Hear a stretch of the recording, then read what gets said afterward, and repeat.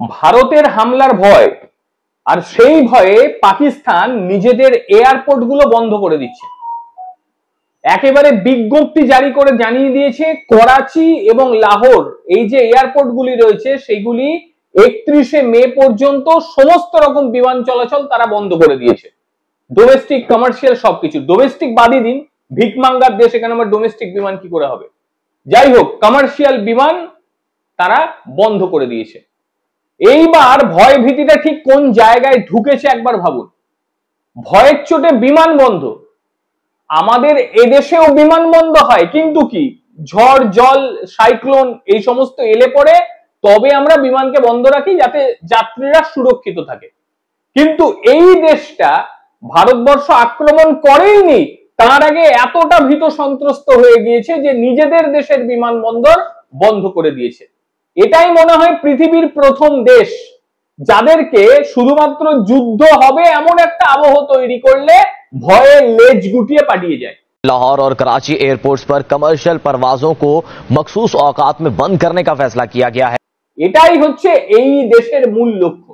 সেখানকার মানুষজন এখন দুটো পন্থা নিয়েছে।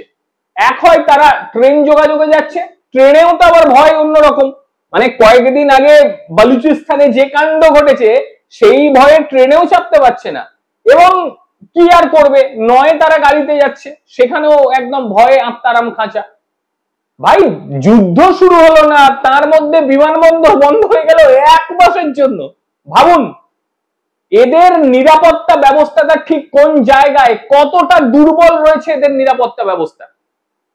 ভারত তো হামলা করবেই, সে যত দেশের চাপ যেভাবেই আসুক ভারত হামলা করবেই, কিন্তু হামলাটা কখন হবে এটাই তারা বুঝে উঠতে পারছেন না, আমরাও বুঝছি না। এবারে তো সেনাবাহিনীর হাতে চলে গিয়েছে, তারা যখন বুঝবে সুযোগ সুবিধে সবকিছু বুঝে হামলা করবে। সেনাবাহিনীর হাতে আছে মানে চোখ বন্ধ করে ভরসা করা যায়, রাজনেতাদের হাতে থাকলে চোখ বন্ধ করে ভরসা করা যেত না, সাজা পাবি। এবং একবার ভাবুন একটা মাস, গোটা একটা মাস বিমানবন্দর বন্ধ রাখছে, দুটো বিমানবন্দর, ঠিক কোন জায়গায় এদের ভয়টা লেগেছে। এ তো গেল বিমানবন্দরের কথা। এইবার পাকিস্তান তাদের ভয় এতটা পেয়ে গিয়েছে যে এবারে বাইরে গিয়ে তারা বলছে আমরা ভারতের সঙ্গে লড়াই করতে চাই না, ভারত বড় দেশ, পাকিস্তান কিছুতেই ভারতের সঙ্গে লড়াই করে উঠতে পারবে না। এই কথা কে বলেছে শুনলেন? পেহেলগামে সন্ত্রাসী হামলার পরে খুব বড় বড় লেকচার তাদের উঠছিল, আর এবার আমেরিকায় নিযুক্ত পাকিস্তানি রাষ্ট্রদূত, তার নাম রিজওয়ান সাইদ শেখ, তিনি নিউজিল্যান্ডে গিয়ে একটি সাক্ষাৎকার দিয়েছেন, এই আমেরিকায় পাক রাষ্ট্রদূত, এবং তিনি বলেছেন আমরা যুদ্ধ করতে চাই না, বিশেষ করে বড় দেশের বিরুদ্ধে তো নয়। এবার ভাবুন সেখানকার রাষ্ট্রদূত সে বলছে আমরা যুদ্ধ করতে চাই না, বাঁচান, তৃতীয় কেউ আসুক, তৃতীয় কেউ এসে আমাদেরকে বাঁচান। আর এই যে বড় বড় লেকচার যে ভারত যুদ্ধ করবে না, কিন্তু ভারত যুদ্ধ করার আগেই যা হাল, আর এটা তো তথ্য সামনে প্রমাণিত।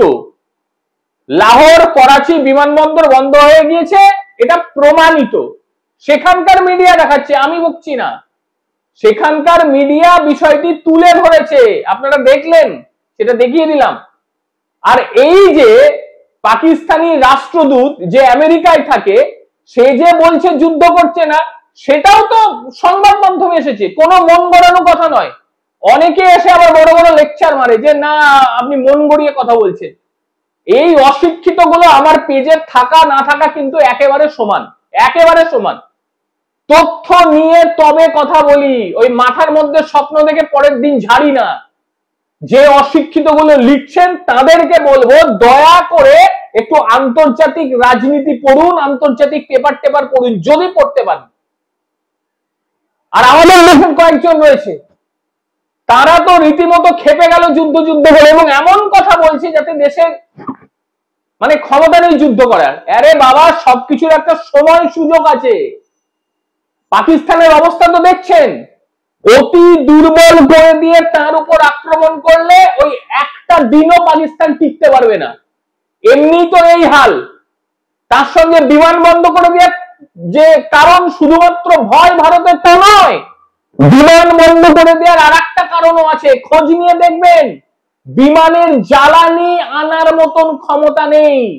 ভারতীয় এক্সপ্রেস বন্ধ করে দিয়েছে এই সমস্ত পাকিস্তানিদের বিমানদের জন্য, তাদেরকে ঘুর পথে যেতে হচ্ছে এবং টাকা উঠছে না। তেল কোথায় পাবে, কোথা থেকে তেল পাবে, তেল কেনার পর্যন্ত পয়সা নেই।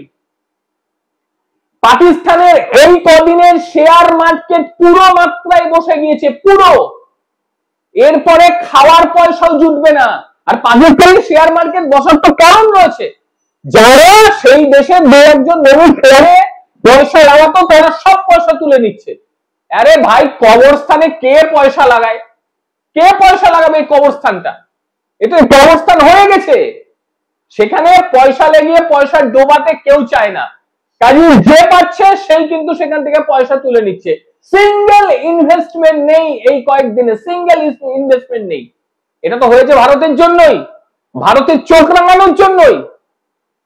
বিমান উঠছে না, 1 মাস বিমানবন্দর বন্ধ, এটাই তো বড় বিষয়। তার সঙ্গে পুরো মাত্রায় পড়ে গিয়েছে সেখানকার শেয়ার বাজার, এবং একই সঙ্গে তাদের রাষ্ট্রদূত বাইরে গিয়ে বলছে আমরা যুদ্ধ করতে পারবো না, এত বড় দেশের সঙ্গে যুদ্ধ করতে পারবো না। প্রমাণ তো পেপারে বেরিয়েছে, প্রমাণ আন্তর্জাতিক পেপার গুলোতে বার করেছে। এর থেকে বড় প্রমাণ আর কি হতে পারে? যুদ্ধ তো লাগবেই। এমনটা হতে পারে যে আজকে চলে গেলেন রাত্রিবেলায়, সকালবেলায় উঠে শুনবেন সুখবর, হতেই পারে খুব তাড়াতাড়ি। তবে একটা বিষয়, এই যে আমাদের দেশের পাশে যে খুচরো পয়সাগুলো আছে না, ফ্রিতে মার খাবে, লিখে রাখুন আপনি, ফ্রিতে মার খেয়ে যাবে এরা। বাইরে ঝামেলা লাগলে কিছু মানুষের দেখবেন আছে আগ বাড়িয়ে একটু নাক গলাতে যায়, এই নাক গলাতে গিয়ে বহু মানুষই মারধর খেয়ে চট থাপ্পড় খেয়ে চলে এসেছে। দেখবেন আপনি এরকম ঘটনা অনেকের সঙ্গে ঘটেছে, অনেকের সামনে ঘটেছে এই ঘটনা, আপনি দেখেছেন। আর সেই রকমই এই যে খুচরো দেশটা রয়েছে, অতিরিক্ত বাড়াবাড়ি করতে গিয়ে ফ্রিতে পেটুন খেয়ে যাবে ভারতের। কারণ এখন কিন্তু মেজাজ একেবারে ঠিক নেই, একেবারে ভারতীয় সেনাবাহিনীর মেজাজ ঠিক নেই। যে কোনো মুহূর্তে গিয়ে ফ্রিতে পিটিয়ে দিয়ে চলে আসবে। আর হ্যাঁ, ওই ড্রেস কিনে ড্রেস পরিয়ে নাটক করে দেওয়াটা ভাবছেন যে বড় ধরনের ব্যাপার, বিএসএফ গিয়ে আপনাদের পায়ে পড়েছে। চেহারা দেখে বোঝা যায় যে সে বিএসএফ না, সে এই খুচরো পয়সা দেশের মাল। ওইসব দেখিয়ে ভারতকে লাভ নেই। যারা শেয়ার করছেন তাদেরকে বলবো সতর্ক হয়ে যান, সতর্ক হয়ে যান, তারপর শেয়ার করুন, বিষয়গুলো জানুন, তারপরে অন্য কিছু করবেন। আর ভারতে থেকে ভারত বিদ্বেষ কতদিন চলে সেটাই দেখব। আর এই যে মানে ভারতের প্রসঙ্গে বলা মানে কিছু মানুষ বুঝে নেন যে কিছু রাজনৈতিক দল হয়ে বলছি, তাদেরকে বলছি এই পেজটার মধ্যে কোন রাজনৈতিক দলকে আমরা প্রাধান্য দিই না, কোনো না। আপনারা কোনো ফিল্ডে যাবেন না কোন রাজনৈতিক দলকে নিয়ে কথা বলছি। সেনাবাহিনী, ডিফেন্স, জিওপলিটিক্স এই সমস্ত নিয়ে আলোচনা করি। কাজেই যাদের মনে হয় যে সমস্ত শুনবো না, উল্টাপাল্টা কথা বলতে এখানে আসবেন না, বেরিয়ে যাবেন, বেরিয়ে যাবেন। এখানে বহু দর্শক রয়েছে যারা খুব ভালোভাবে এইগুলোকে দেখেন, তাদের অভিজ্ঞতা অনেক বেশি, তারা অনেক কিছু লেখেন, সেইগুলো গুরুত্ব দিয়ে দেখতে হয়। ওই কয়েকটা ফালতু মানুষ যাদের মধ্যে কোনো কিছু জ্ঞান যোগ্যতা কিচ্ছু নেই, আরে বাবা আমি তো প্রমাণ দিয়ে খবর করি, প্রমাণের বাইরে তো খবর করি না। যে একবারে এমনি নর্মালি বলে দিলাম তা তো নয়, আমার কাছে প্রমাণ থাকে, তারপরেও বলে যে গানে খেয়ে গল্প করছে। আরে অদ্ভুত ব্যাপার তো। সেই মালগুলো আমি তো আমার দেশে না খুচরো পয়সা দেশে আমার জানা নেই। তবে বলছি বাড়াবাড়ি না করাই ভালো। মেজাজ কিন্তু একেবারে ঠিক নেই, তখন কে গে ঠাই ঠাই করে দেবে কিচ্ছু বলা যাবে না, খুব মুশকিল এই পরিস্থিতিতে। তাই প্রত্যেককে বলো চিন্তার কোনো কারণ নেই, এত সহজে ভারতবর্ষ ছেড়ে দেবে না। মজা চলছিল, দেখুন মজা এনজয় করুন। আরে যুদ্ধ তো একদিন লাগলে ভ্যানিশ হয়ে যাবে, কিচ্ছু নেই, তেল নেই, তেল চুরি করছে গতদিনে দেখেছেন আপনারা কি অবস্থা, বিমান বন্ধ হয়ে গিয়েছে, তেলের অভাব, ভয় ভীতি সবকিছু মিলে। সেখানকার সেনা প্রধান পালিয়ে গেছিল এতদিন, এমন একটা ছবি দেবে দিয়েছে, একটা ছবি জানা নেই। প্রধানমন্ত্রী হাসপাতালে ঢুকে রয়েছে, আর কোথায় যাবে? চিকিৎসা ব্যবস্থা পুরো মাত্রায় বন্ধ হয়ে গেছে, বহু হাসপাতাল বন্ধ সেখানে, আর কোথায় যাবে? ভারতীয় হিসাবে এনজয় করুন আর দেখো ভারত যুদ্ধ না করে কি কি করতে পারে। যুদ্ধ হবে, আবারও বলছি লিখে রাখুন, যুদ্ধ হবে। সেটা আর কয়েকদিনের মধ্যেই। কিন্তু তার আগে যে ঘটনাগুলো ঘটছে সেইগুলো একটু দেখুন, একটু আনন্দ পান। আর বলেছিলাম আপনাদের যে পাকিস্তানি চ্যানেলগুলো দেখবেন না দয়া করে। ওই যে হাতে মাইক নিয়ে রাস্তায় বেরিয়ে যাচ্ছে, ভারতের কেউ ছবি দেখাচ্ছে, ভারতের সুনাম করছে, এরা শুধু ভারতেরই কথা বলবেন, আপনি পাকিস্তানের কোনো ইনফরমেশন পেতেন না। ধন্যবাদ ভারত সরকারকে, সব চ্যানেল ধরে ধরে ব্যান করছে। উপায় নেই, তাদের তো আমরা দেখতে পাবো না। অনেককে আবার বলছে ভিপিএন লাগিয়ে দেখুন, কিন্তু সাংঘাতিক ভাবে আপনি ফেসে যাবেন যদি ভিপিএন আপনি ব্যবহার করেন। সাংঘাতিক ভাবে ফাঁসবেন। আপনার ফোন যে ভারত সরকারের অ্যাক্সেস নেই, এই বাবাটা ভুল। আর কয়েকজন ভুয়ো ছবি তৈরি এনে প্রচার করছেন, তাদের বলবো একটু সতর্ক হন দয়া করে। একটা যুদ্ধ পরিস্থিতি, এই সময় নিজের দেশকে ছোট করার মতন কিচ্ছু করা যাবে না, কোন রকম হোল ইনফরমেশন দেওয়া যাবে না। ওই একটা ছবি তুলে কোনো মিলিটারি এক্সারসাইজ হচ্ছে, আপনি ছবি তুলে পাঠিয়ে দিচ্ছেন, এইগুলো থেকেও বিরত থাকুন। এটা দেশ বিরোধী কাজের সমান।